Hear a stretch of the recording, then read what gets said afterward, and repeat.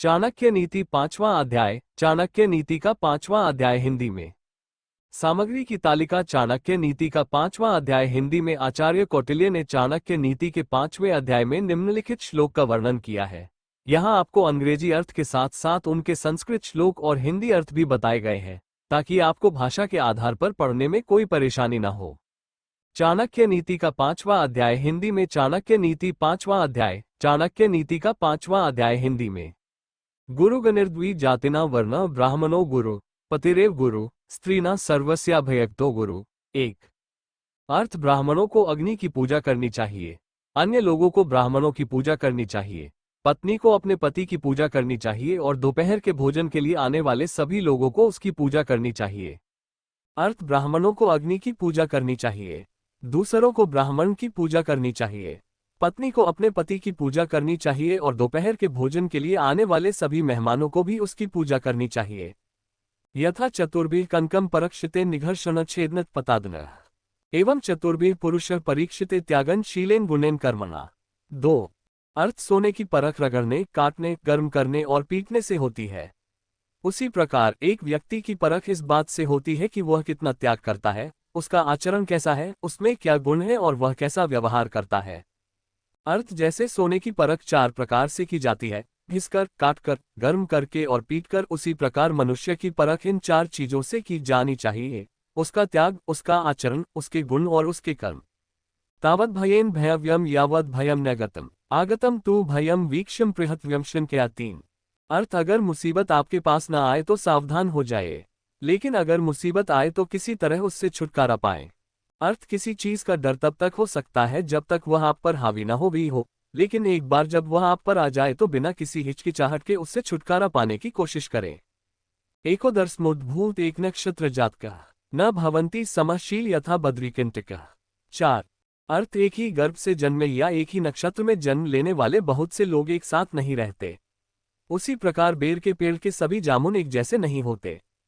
अर्थ, यद्यपि व्यक्ति एक ही गर्भ से और एक ही तारों के नीचे पैदा होते हैं, फिर भी उनका स्वभाव बद्री वृक्ष के हजारों फलों के समान नहीं होता है।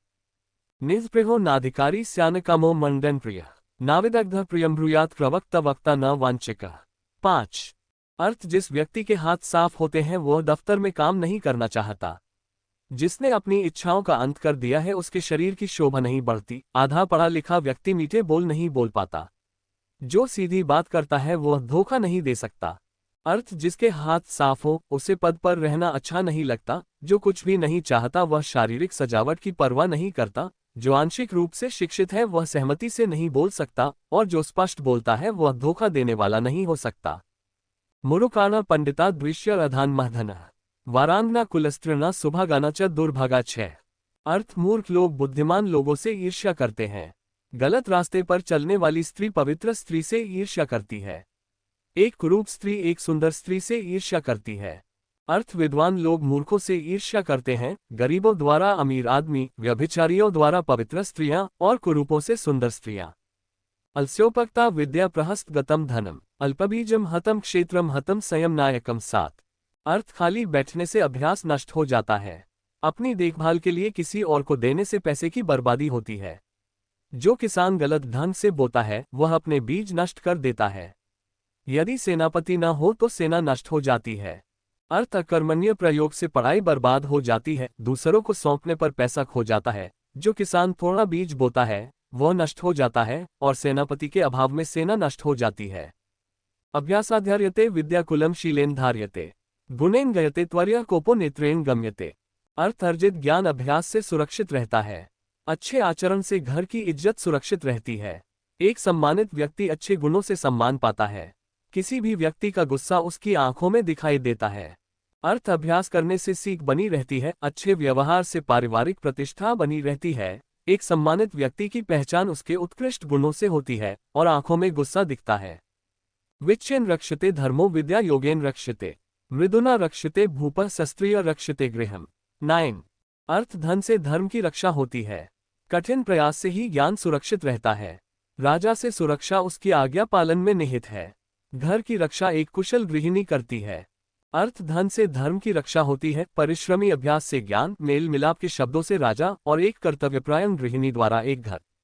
अन्यथा वेद पांडित्य शास्त्राम चर्मण्यथा अन्यथा वदत शांतलोकः क्लिश्यन्ति चान्यथा। 10 अर्थ जो लोग वैदिक ज्ञान की आलोचना करते हैं, शास्त्र के अनुसार जीवन जीने के तरीके का मजाक उड़ाते हैं, शांत स्वभाव के लोगों का मजाक उड़ाते हैं, वे बिना किसी आवश्यकता के कष्ट उठाते हैं। अर्थ जो लोग वैदिक ज्ञान की निंदा करते हैं, जो सत्रों में सुझाई गई जीवन शैली का उपहास करते हैं और जो शांत स्वभाव वाले पुरुषों का उपहास करते हैं, वे अनावश्यक रूप से दुख पाते हैं। दारिद्र्य नाशन दान शीलम दुर्गति नाशन, अज्ञान का नाश करने वाला, ज्ञान का नाश करने वाला, भय का नाश करने वाला। 11 अर्थ दान से दरिद्रता दूर होती है, अच्छा आचरण दुखों को दूर करता है, बुद्धि अज्ञान का नाश करती है, जानकारी भय को खत्म करती है। अर्थ दान से दरिद्रता का नाश होता है, दुख के प्रति धर्मनिष्ठ आचरण, अज्ञान से विवेक और जांच से डर लगता है। नास्ति काम समो व्याधिर नास्ति मोह समो रिपुः, नास्ति कोप समो वही नरनस्ति ज्ञानात् पर सुखम। 12 अर्थ काम के समान भयंकर कोई रोग नहीं है, मोह के समान कोई शत्रु नहीं है, क्रोध के समान कोई अग्नि नहीं है, स्वरूप ज्ञान के समान कोई समझ नहीं है। अर्थ काम के समान कोई रोग इतना विनाशकारी नहीं है, मोह के समान कोई शत्रु नहीं, क्रोध के समान कोई आग नहीं और आध्यात्मिक ज्ञान के समान कोई सुख नहीं। जन्म और मृत्यु धन्य और धन्य है, नरकेषु पतत्येक एको याति पारागतिम।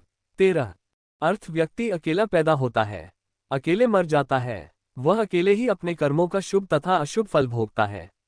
व्यक्ति अकेले ही नरक में जाता है या मोक्ष प्राप्त करता है। अर्थ मनुष्य अकेला ही जन्मता है और अकेला ही मर जाता है, और वह अपने कर्मों के अच्छे और बुरे परिणाम अकेले ही भोगता है, और वह अकेला ही नरक या परमधाम चला जाता है। तृण ब्रह्मविदः स्वर्गस्तृण शूरस्य जीवितम्, जितक्षस्य तृण नारिणी स्पृहस्य तृण जगत। 14 अर्थ जिसने अपने स्वरूप को जान लिया उसके लिए स्वर्ग तिनके के समान है। एक शक्तिशाली योद्धा अपने जीवन का तिरस्कार करता है, जिसने अपनी इच्छाओं पर विजय पा ली है उसके लिए स्त्री भोग की वस्तु नहीं है। जिसके मन में कोई आसक्ति नहीं है उसके लिए संपूर्ण ब्रह्मांड महत्वहीन है। अर्थ जो आध्यात्मिक जीवन कृष्ण चेतना को जानता है उसके लिए स्वर्ग एक तिनके के समान है। वीर मनुष्य के लिए जीवन भी वैसा ही है, जिसने अपनी इंद्रियों को वश में कर लिया है उसके लिए एक स्त्री, और ब्रह्मांड उसके लिए है जो संसार के प्रति आसक्ति रहित है। विद्या मित्रम प्रवासेषु भार्या मित्रम गृहेषु च, व्याधितस्यौषधम मित्रम धर्मो मित्रम मृत्स्य च।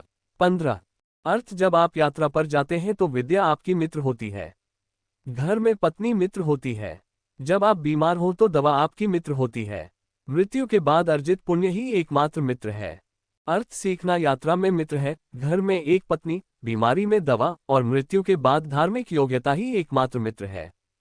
वृथा वृष्टिस्मुद्रेषु वृथा तृप्तेषु भोजनम, वृथा दान धन्येषु वृथा दीपो देवापि च। 16 अर्थ समुद्र में होने वाली वर्षा व्यर्थ है, जिसका पेट भरा हुआ है उसके लिए भोजन व्यर्थ है, पैसे वाले आदमी के लिए उपहार का कोई मतलब नहीं है, दिन के समय जलने वाला दीपक व्यर्थ होता है। अर्थ समुद्र पर होने वाली वर्षा व्यर्थ होती है, तृप्त व्यक्ति के लिए भोजन भी वैसा ही है, धनवान के लिए दान व्यर्थ है और दिन के समय जलता हुआ दीपक व्यर्थ है। नास्ति मेघसम तोय नास्ति चतमसम बलम, नास्तिक्षु समम तेजो नास्ति धन्य समम प्रियम। 17 अर्थ वर्षा के जल के समान कोई जल नहीं है, स्वयं की शक्ति के समान कोई शक्ति नहीं है, आंखों की रोशनी के समान कोई रोशनी नहीं है, अन्न से बड़ा कोई धन नहीं है। अर्थ वर्षा के जल के समान कोई जल नहीं है, स्वयं के समान कोई शक्ति नहीं, आंखों के समान ज्योति नहीं और अन्न से अधिक प्रिय कोई धन नहीं। अधाना धन में छठी वचन चैव चतुष्पद मन वह स्वर्ग में चंती मोक्ष मिचती देवता। 18 अर्थ गरीबों के लिए धन की कामना करना, पशु को वाणी की इच्छा, लोग स्वर्ग की कामना करते हैं, भगवान लोगों की मुक्ति की कामना करते हैं। अर्थ गरीब धन की इच्छा रखता है, भाषण के संकाय के लिए जानवर, मनुष्य स्वर्ग की कामना करते हैं और मुक्ति के लिए धर्मात्मा व्यक्ति। स्त्येन धारयते पृथ्वी स्त्येन तपते रवे स्त्येन वती वायुश्च सर्वम सत्ये प्रतिष्ठितम। 19 अर्थ सत्य की शक्ति ही इस संसार को कायम रखती है, सत्य की शक्ति से ही सूर्य चमकता है, हवाएं चलती हैं, वस्तुतः सब कुछ सत्य पर ही निर्भर है। अर्थ पृथ्वी सत्य की शक्ति पर टिकी हुई है, ये सत्य की शक्ति है जो धूप और हवाओं को उड़ाती है, सचमुच सब बातें सत्य पर टिकी है। चल लक्ष्मीश्चलह प्राणशचले जीवित मंदिर, संसार का धर्म गतिशील होते हुए भी शाश्वत है। 20 अर्थ धन की देवी लक्ष्मी चंचला है, हमारी श्वास भी चंचल है, हम कितने समय तक जीवित रहेंगे इसकी कोई सीमा नहीं है। ये भी निश्चित नहीं है कि हम कहाँ रहेंगे। यहाँ अगर एक बात निश्चित है तो वह ये कि हमने कितना पुण्य कमाया है। अर्थ धन की देवी चंचला है और प्राण भी चंचल है। जीवन की अवधि अनिश्चित है और निवास स्थान अनिश्चित है, लेकिन इस सारी असंगत दुनिया में केवल धार्मिक योग्यता ही अचल है। नारायण नापितो धृतः पक्षिणम चैव वयः चतुष्पदम श्रीग्लस्तु स्त्रीना धूर्त च मालिनी। 21। अर्थ नाय मनुष्यों में सबसे अधिक धूर्त होता है, कौवा पक्षियों में सबसे चालाक होता है, लोमड़ी सबसे चालाक प्राणी है, कामातुर स्त्री स्त्रियों में सबसे अधिक धूर्त होती है। अर्थ मनुष्यों में नाय धूर्त होता है, पक्षियों के बीच कौवा, जानवरों के बीच में सियार और महिलाओं के बीच मालिन फूल लड़की। जनिता चोपनेता च यस्तु विद्या प्रयच्छति अन्नदाता भयत्रता पंचैते पितरः स्मृता। 22। अर्थ वो तुम्हारा पिता है। 1. तुम्हें किसने जन्म दिया। 2. आपका यज्ञोपवीत संस्कार किसने किया। 3. तुम्हें किसने सिखाया। 4. तुम्हें खाना किसने दिया। 5. भयावह परिस्थितियों में तुम्हें किसने बचाया। अर्थ ये 5 तुम्हारे पिता है, जिसने तुम्हें जन्म दिया, तुम्हें पवित्र धागा पहनाया, तुम्हें शिक्षा दी, तुम्हें भोजन प्रदान किया और भयावह परिस्थितियों से तुम्हारी रक्षा की। शाही पत्नी गुरु, पत्नी मित्र, पत्नी इत्यादि। पत्नी माता, स्वमाता, पंचैता मातर, स्मृता। 23। अर्थ इन सबको अपनी माता समझो। 1. राजा की पत्नी। 2. गुरु की पत्नी। 3. दोस्त की पत्नी। 4. पत्नी की माँ। 5. तुम्हारी माँ। अर्थ इन 5 को माता मानना चाहिए। राजा की पत्नी, गुरु की पत्नी, मित्र की पत्नी, आपकी पत्नी की माँ और आपकी अपनी माँ।